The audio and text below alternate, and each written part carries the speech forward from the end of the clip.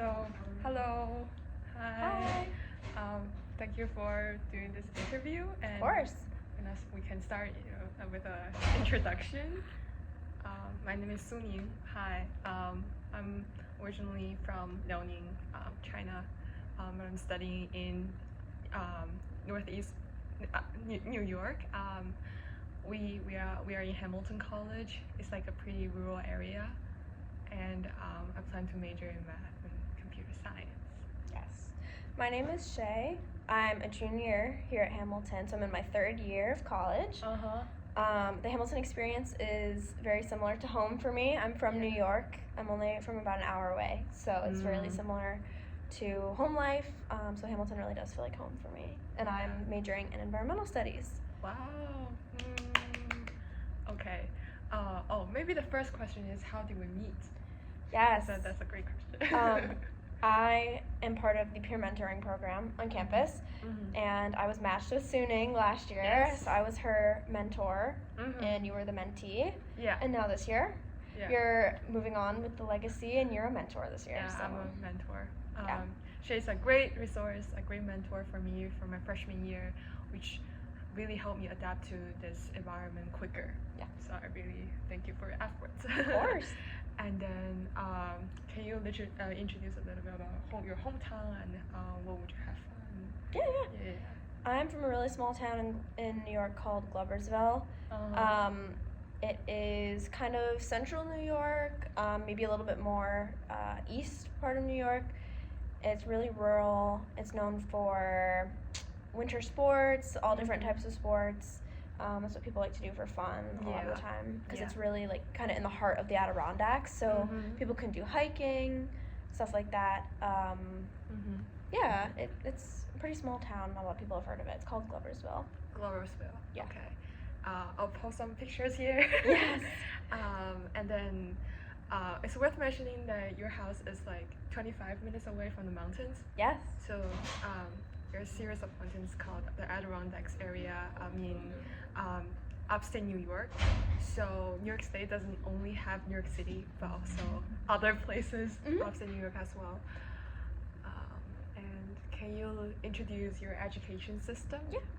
Like which part you like and which part you don't like? Yeah. So I went to a public school really close to my home. So I didn't go to boarding school or anything like that. I went to a public school pretty close to my hometown, and I had about 100 kids in my grade. Okay. And I was part of a school that had all students in the same building, so it's called a central school.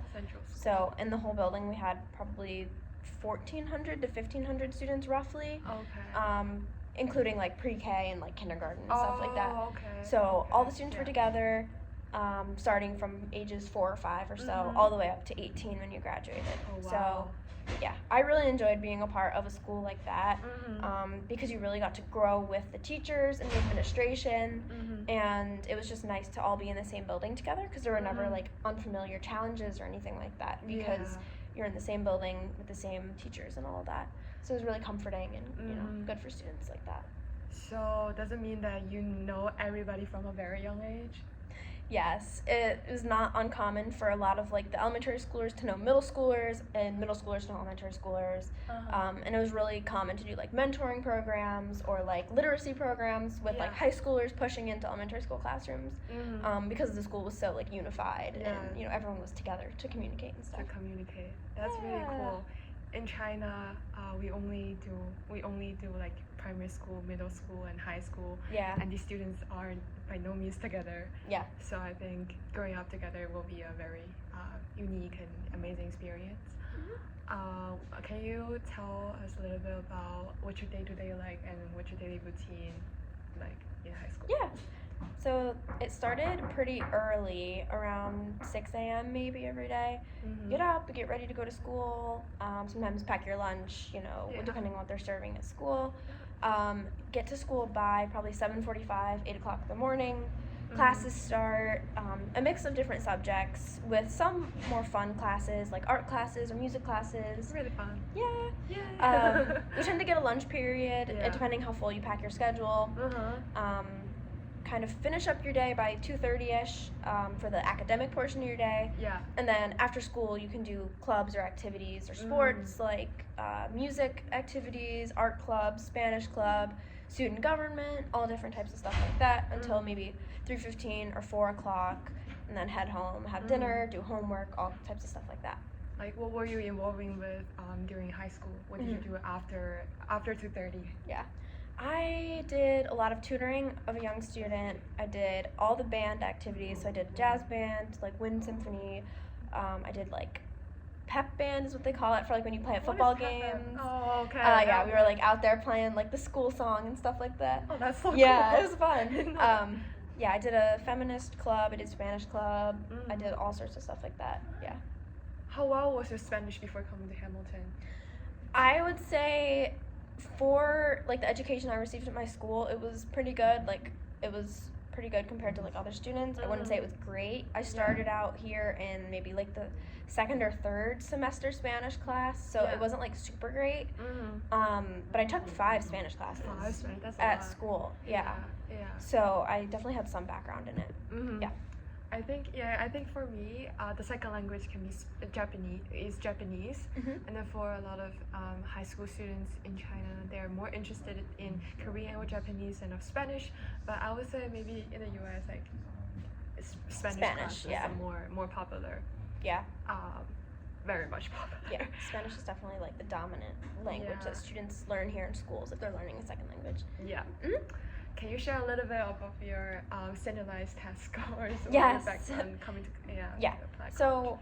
my school in New York had like state exams, which were mandated by like the Regents Board of the state, which basically just like writes the exams and sets the standards for schools. So you do take those exams throughout like 3rd through basically when you graduate. So it's like English, math, all the different subjects. Yeah. And I did like pretty well on those, like mostly like high 90s on those. 100 for score? Yes, out of 100. You need a 65 to pass. So if you pass, you get to move on to the next grade level, essentially. What if you didn't pass? You have to take the class again. Oh. Yeah, you have to take the class again. That's unfortunate. Yeah, sometimes they offer like summer school to like try to like quickly relearn it over the summer to take the exam in August before you go back to school. But it's mostly like you have to take the class again. So there were those set of exams, and then there were also like SAT, ACT. I think that's probably it for when I was in high school. I didn't take the ACT. I took the SAT, and the SAT I got like a 1500 on it, so that was pretty good, I think. Yeah, it was pretty Yeah. good. So like the 99 percentile. Yeah. I mean. Yeah. So would you think the verbal section is more difficult or the math section? Yes. Yeah. Which one? I think like the English, like the verbal section is much harder. Yeah. The math section, if you study, you can get pretty close to perfect on the math section. But the English section, sometimes they throw you some random stuff, and you're just like, what is this? Yeah. What is so it? yeah. Yeah. I had the same feeling as well. I feel like the verbal section is much more difficult than math section for me. Yeah. Okay. So the next question is, what's bothering you recently? Currently, Yeah. well, it's almost spring break. Well, it technically is spring break. However, I still have a paper to finish. Oh no. That's due on Sunday, so Okay. I still need to work on that and submit that. Submit that. Yeah. How long is the paper and what is the requirement? It's not super long. It's an annotated bibliography. So it's not like a traditional paper. It's basically writing an argumentative abstract and then writing about 5 different sources that I'm going to use in the paper. It's basically working towards a term paper for the whole semester. That's 20 pages. But that's not due until May, so it's okay. Oh, okay. But yeah, so I wrote my abstract this morning, and it's all done. And then now I'm working on the 5 sources that I want to use in the paper. 5 sources. Yeah. How do you feel about the writing requirement here in Hamilton? Is it like very intense for you, or is okay? I think it's gotten easier. like my first writing intensive course was really rough, and I had no idea what I was doing, and it was stressful. And then my next one was a little bit better. I got more familiar, and then my last one I took was like a piece of cake. So I think you get better as you're here longer, and you kind of get used to the writing style and expectations and resources you have. Yeah, you can definitely hone your skill better. Yeah. After practices. Yeah. I think for me, coming to college, and starting writing in English is very, very challenging at first. I went to writing center for 20 times. I remember. For the second semester, and I knew a lot of writing tutors. I know a lot of writing tutors in the writing center just because of the times that I've been there. Yeah. So it's crazy, but I think it's good practice, and now I feel more comfortable in writing in English in general.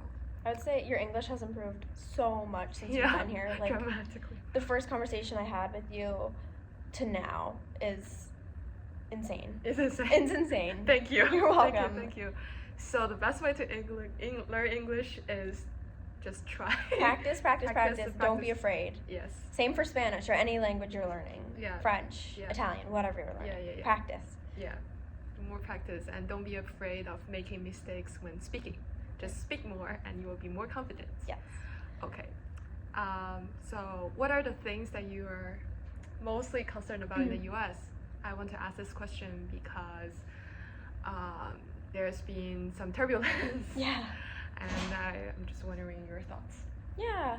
I'm an environmental studies student, so I think what's always on the front of my mind is like climate change and other environmental issues. Yeah. So on campus, I'm involved with a lot of different environmental clubs and organizations. Yeah, very active. So that's like kind of always on my day to day, always paying attention to that and trying to learn more about it, especially part of my degree path.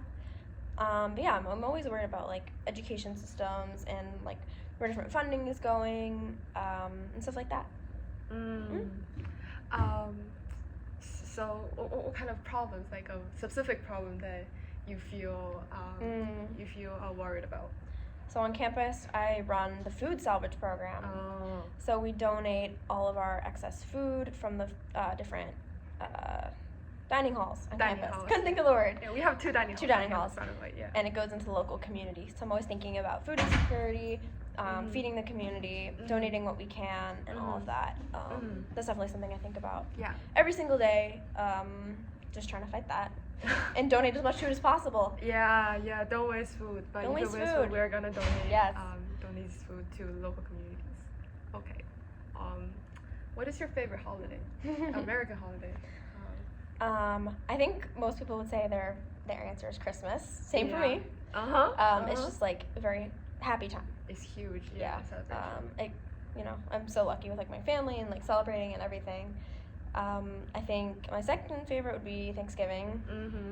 Because it's just like a good celebration, and you get to see friends and family and all of that. Yeah. Reunion, like Chinese New Year. Yeah. And then probably like third favorite would be a summer holiday, 4th of July. 4th of July. What is 4th of July? It's Independence Day, so it's just an American holiday. It's celebrating basically when the 13 colonies broke free from Great Britain. So they signed the Declaration of Independence, and like America, the United States became its own thing. 1776. 1776. How would you spend your day on July 4th? It really depends. Like typically the weather is nice because it's the summer. Yeah. So like the best way to spend it is usually like if you can do a fun outdoor activity. So maybe swimming or kayaking or going out on the boat on a river or like a lake or something. Is swimming outside?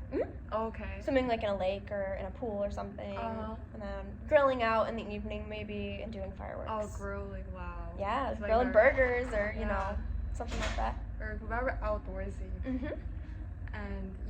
And here you can see the stars. Yes, you can see the stars. It's really difficult to see stars from like a concentrated city. When I was in my hometown, and here it's pretty rural, so you can see the stars. It's really beautiful at night. Okay, maybe the last thing we can talk about is like what did you learn mentoring me during the process, and then I can also share a Yeah. little bit about my thoughts. The biggest thing I learned, I think, from like being part of the program and mentoring you is just like gaining more knowledge and gaining more information. You and I had a lot of the same challenges in transitioning to college. We also had a lot of different Yes.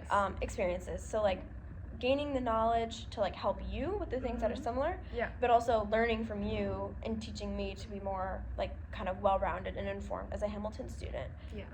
And like learning about different resources available, and maybe like thinking about different struggles that I didn't necessarily have, but like other students would have, and it Yeah. made me a better mentor in general to other Yeah. students.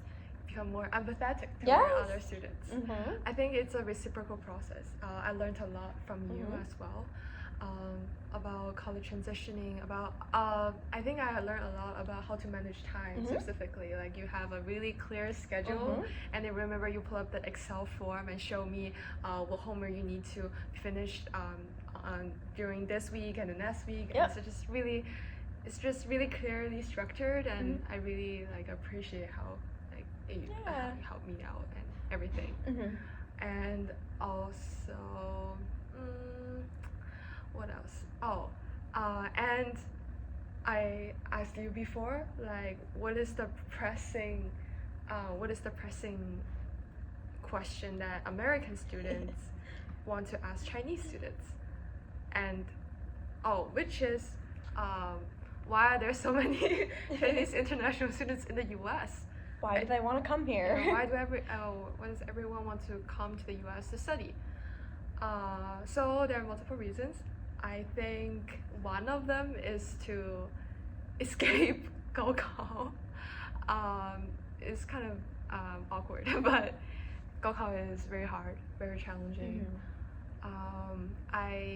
I experienced a little bit of 中考. 中考 is the junior high school entrance examination, and it was tough for a lot of people.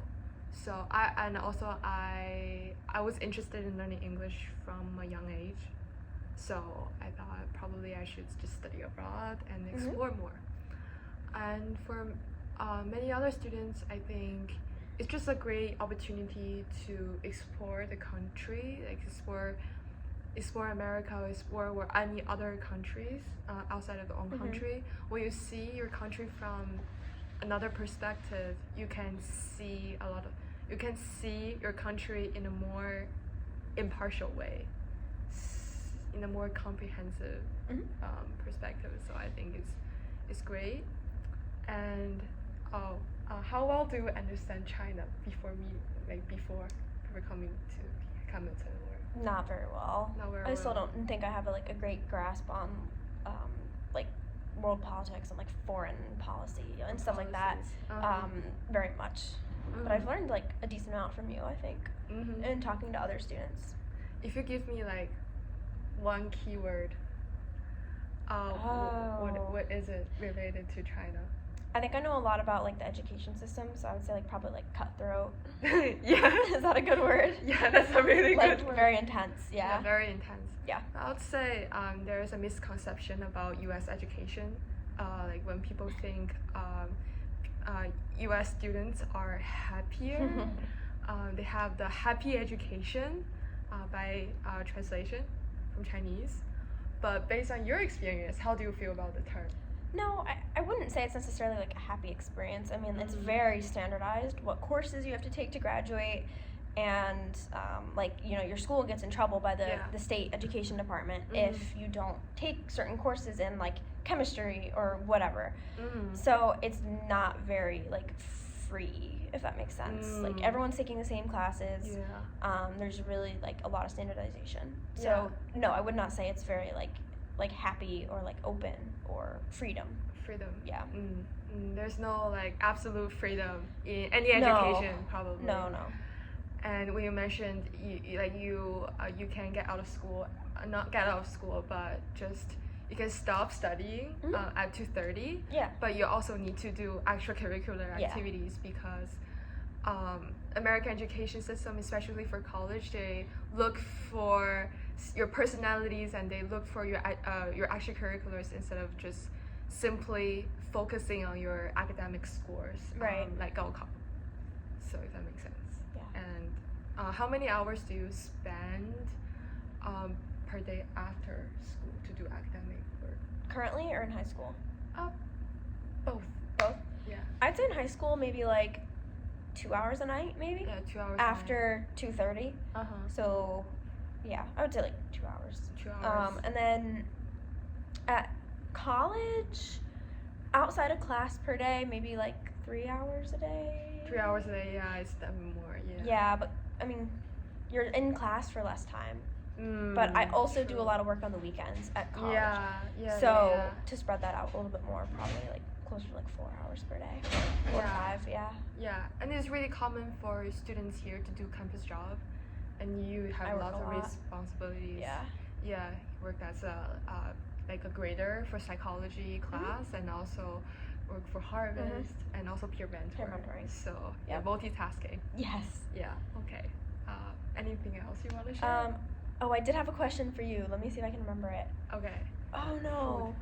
Food. It wasn't about It wasn't about food. Oh, I know what it is. Okay. Do you see Hamilton College more as home or more as study abroad? For 4 years. Does that make sense? Yeah, that's a good question. What do you think? I see Hamilton more as a home.